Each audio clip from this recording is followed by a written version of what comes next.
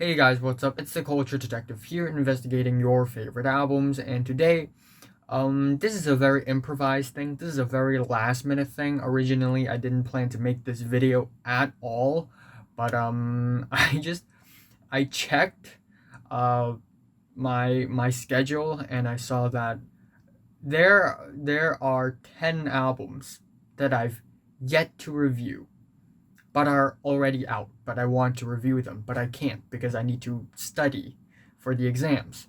And there are also several other albums that will be released very soon, but I won't be able to review them because I would be doing the exams. That is why I want to make this pretty quick video where I quickly go through some albums that I've listened to lately and share my thoughts on some of these albums. And however, do not worry because among these 10 albums, I will be re-reviewing 4 or maybe even 5 of these albums like a month later. So without further ado, let's go! Joyner Lucas, ADHD.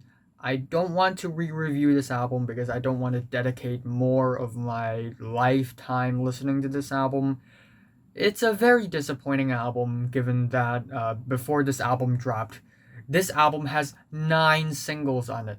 9 singles. What the hell was Joyner thinking? And given that the singles aren't really all that great, this album is extra disappointing. And beyond the singles, we have these skits which are pretty cringy. We have this narrative where this therapist is, I guess, insulting the kid being Joyner Lucas and trying to feed him cocaine. I don't know where did that come from and how is it related to the ADHD title. Yeah, and for most of the part on this album, Joyner Lucas sounds like he's trying to rip off different artists left and right, like Ty Dolla $ign, Drake, and Meek Mill. The track Isis featuring Logic is probably my favorite track on the entire album, even though I don't think it's like a great song or anything, but with its speedy guitars, its lyrical miracle, spiritual individual lyrics, and its fast, speedy flows, I mean, it's one of the more impressive tracks on this record. Another track that I enjoy ever so slightly is the track Broken Stupid, which is the last track of the album, which is this low-key soul sample track, kind of reminds me of, Kanye West and Mad Lib, but the rest of the album is pretty ridiculous. The track 10 Bands featuring Timbaland is incredibly underwhelming. It's like Timbaland's worst beat so far. It's so bland. We have the track Lotto, and it sounds like a total mess, especially with the uno, dos, tres, cuatro. It's a mess. Okay. The title track and Revenge are basically XXX Tentacion inspired emo tracks, and the track Revenge is borderline spoken word on top of a very lame, very uninspired and drab sort of dramatic emo instrumental. And the track I love is hideous. Hello. Like, does Joyner Lucas sing this hook with a straight face? I don't know. Either way, this album is disappointing. It's underwhelming, and I'm feeling a decent 3 out of 10 on this album. The second and third album I'm going to be talking about is the latest 9 Inch Nails double album, Ghosts 5 Together and Ghosts 6 Locusts. I'm going to talk about Ghosts 5 first. So 9 Inch Nails, very famous American industrial rock band with Trent Reznor, musical mastermind Trent Reznor. They are back, and this time they have released 2 ambient records. In fact, 4 of the albums that I'm going to be talking about in this mini albums review video are also ambient albums. So, ambient is huge in 2020. So Ghosts 5 Together has this white album cover, and Ghost 6 has this black album cover. So it's this light and dark sort of contrast. So of course Ghosts 5 would be the happier, the more optimistic side of these two albums. And let me tell you, everybody knows that happy, optimistic, hopeful sounding music is not Nine Inch Nails' strong suit. And this album, given that it is an ambient album, it's not very eventful, and the result is quite underwhelming as well. I mean, it's not terrible. I don't think it's bad.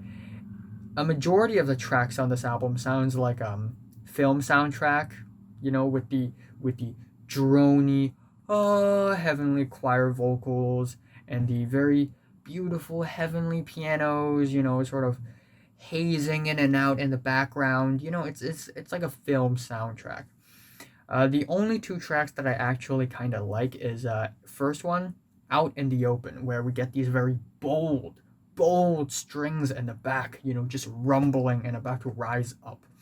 And the last track on the album, Still Right There, Still Right Here, where we have this very lengthy intro, and then it sort of builds into a very messy and chaotic climax, but it's still very exciting and speedy and urgent. I love these two tracks, but every other track, come on, just give me a break. So yeah, I guess I'm just gonna give this album a light 5 out of 10. And then we have the second half of the 9 Inch Nails double ambient LP, Ghost 6 Locusts. Now that I'm thinking about it, where the hell is 1 to 4? Like where, how did they come to Ghosts 5 and Ghost 6? Like where's 1 to 4? Is Bad Witch supposed to be number 4? I don't know. Anyways, of course, Ghost 6, the dark ambient record, is way better than Together, because 9 Inch Nails is better at creating sort of ominous, strange, mystifying, sort of unsettling, eerie music than, hopeful, optimistic, heavenly music. However, a lot of my complaints on Ghost 6 also apply to Ghost 5, being that a lot of the tracks here are pretty uninspired, pretty half-baked. A lot of them just sounds like movie soundtracks, not that special. But there are actually more good songs on this album than there are on Ghost 5, the album opener, The Cursed Clock. While I don't think it's fantastic, I still like the very unsettling, sort of all over the place, ping-pongy ting-tongs, and the tracks Run Like Hell and When It Happens, Don't Mind Me are two very great tracks that have very strange but also at the same time fun sound play, especially for When It Happens with the ear-piercing drony ding ding ding ding ding ding dings. I don't know what kind of sound is that. And we also have the track Turn This Off Please, which is a really funny track title. Just turn this off please. Right now I'm gonna play the track Turn This Off Please. I really like the muddy, skippy, grainy texture of the track, and yeah, the rest of the album is just okay. There are some boring cuts here and there. There are some so-so cuts here and there. Kind of feeling a decent 6 on this thing. Decent 6. The fourth album that I'm going to be talking about is the latest Strokes album, The New Abnormal. I will definitely do another review of this album because I only listened to this album like a couple of times. I'm not that familiar with the album. Yeah, it's actually not as bad as I've expected. I mean, there are a lot of tracks here that feel kind of drab, that feel like, the Strokes have lost their touch, that feels like your average generic indie rock songs, but actually there are also tracks here that I kind of enjoy. The album opener, The Adults Are Talking, is actually a bit of a nice low-key jam with some quiet whispery vocals and some fun guitar licks. The track Bad Decisions is absolutely fantastic, one of my favorite singles of the year so far. Absolutely catchy. The track At the Door didn't grow on me as much as Bad Decisions did. It feels a little underwhelming, kind of quiet, and even though it has a pretty interesting sound texture to it, it doesn't have the energy that I was hoping to get. And we have a track Selfless, the second track, with its very sterile vocals. I guess the vocals is my main problem with the track, but the instrumentals itself is this very love drunken, emotional instrumental, which is not that terrible. Neither is it all that great. And we have the track Eternal Summer, which is pretty much the usual indie rock track with a dreamy, relaxing twist. But still, I think there are more hits than misses on this album, and so far at this moment, this album is a strong 6 from me. Maybe it's gonna grow on me and become a light 7. Who knows? The fifth album that I'm going to be talking about is the Yves Tumor album, Heaven to a Tortured Mind. And, Pitchfork is, all crazy about Yves Tumor. And I listened to the album and I thought it's actually pretty good as well. I mean, again, I didn't listen to this album all that many times, given that it isn't released that long time ago. But the opening track, Gospel for a New Country, is easily one of the best songs of the year so far, with its bold horns, its very dramatic, eccentric, soulful vocals. The production is way more clearer, crispier. I love the personality of the album, and this album sort of fuses genres of soul and Britpop and experimental electronic all together to something somewhat kooky and messy and freaky, but still has very clear song structures. And I also kind of like the track Kerosene. I've talked about it briefly in a Things video, I think. But other than that, so far, pretty great. Feeling a light 8 on this album. The sixth album that I'm going to be talking about is the latest Sam Hunt album, Southside.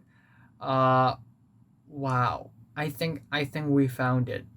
I think we found it. The worst album of the year. Very likely this album is going to end up as the worst album of the year. It's terrible. It's terrible. And I don't know if a lot of people would agree with me or not, but actually I dislike this album even more than the Green Day album. This is even worse. I cannot find a single redeeming quality about this album. Maybe, there are some slower cuts on this album. By the way, it's a country album, and it's not just any country album. It's a bro country album. The incredibly gentrified trap beat, the hand claps, that kind of bro country album. There are some slower cuts on this album that I don't think are necessarily that terrible, even though they are uninspired, drab, bland, stagnant, boring. And then we have the country tracks here with fucking trap beats on a country song. And if it's not a trap beat, then it's one of those stupid pop song hand clap beats. And it just totally ruins the song. The lyrics are very confusing, messed up, especially given that it is already in the year 2020. The lyrics still suck ass. We have tracks like Body Like a Back Road. Like that's a really strange metaphor to compare a person's body with a road. I don't know. I'm gonna do a re-review on this album as well. It's terrible. Feeling a strong 0 to a light 1 on this thing. Maybe it's gonna be a 0. I need to listen to this album more. But yeah, there's a good chance that this album would become a 0. There's a good chance. Up next, we have the latest Nicholás Jaar track, Cenizas. And Nicholás Jaar, under the name of Against All Logic, had already dropped an album this year, which I absolutely love. And then we have Cenizas, which is a dark ambient album. I mean, Nicholás Jaar has been one of the greatest electronic producers of the 2010s, in my opinion. He had dabbled into many different types of electronic music, all the way from micro house to techno to disco, and now an ambient album.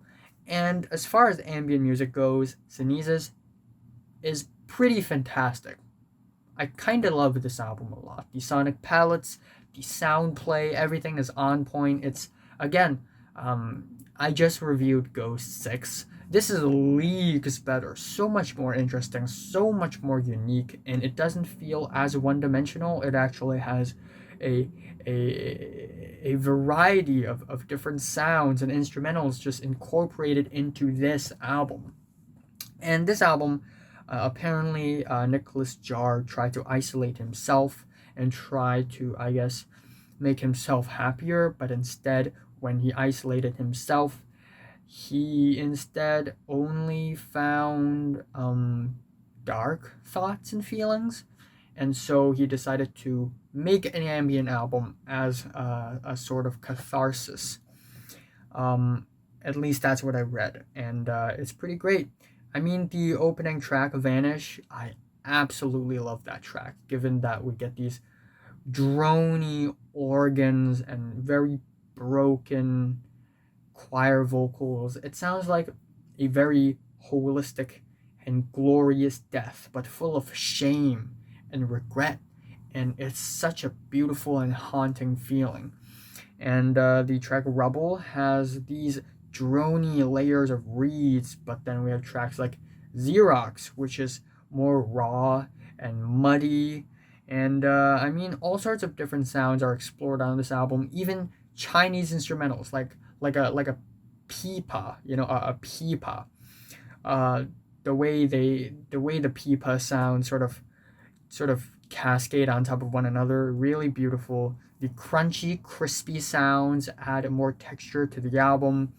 The track Hello Chain actually throws back to the Against All Logic album released earlier this year, specifically on the track Faith. And the title track has a bit of an art pop flavor, which I really love. And overall, I love this album a lot. I will definitely re-review it. This is a decent 8 for me.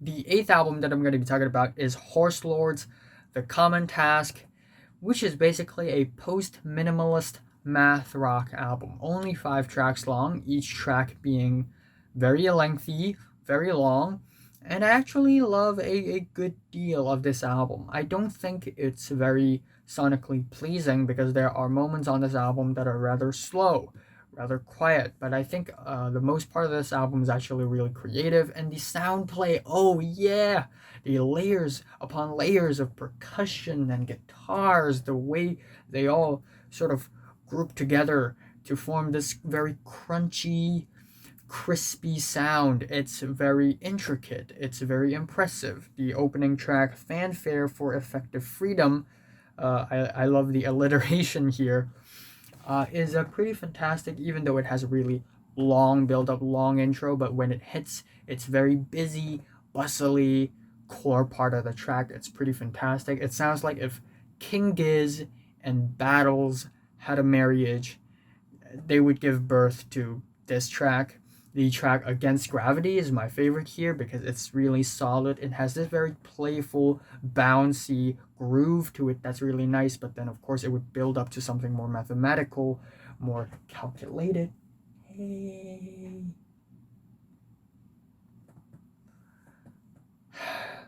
The Radiant City has all these droning bagpipes, and I thought it's a really special interlude because it's not like I don't listen to bagpipes often, and it's weird to say this because I don't know why, but my dad would always watch these videos, these super long videos where the entire world would play like Scottish the Brave on bagpipes, like it's a funeral or some sort of ceremony for some sort of uniformed organization or something. So it's not like I don't listen to bagpipes that not that not frequently. Anyways, it's a pretty interesting track, but it's migraine inducing, but almost in a good way. The track People's Park is kind of underwhelming, kind of dry, but the last track Integral Accident is pretty great. Again, long build up, really lengthy build up, but the climax is really satisfying. Feeling a light 8 on this thing. Yay!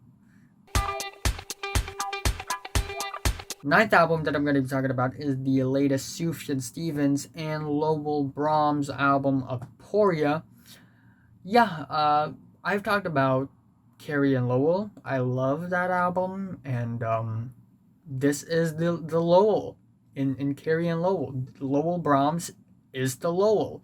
It's Sufjan Stevens' stepdad, and together they made an ambient record. And it's pretty disappointing.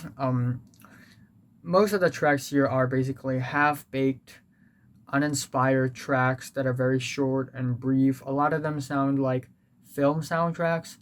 A lot of them sound slightly more unique than just film soundtracks, but there are some sort of, weird production choices and instrumental choices that make those tracks fail.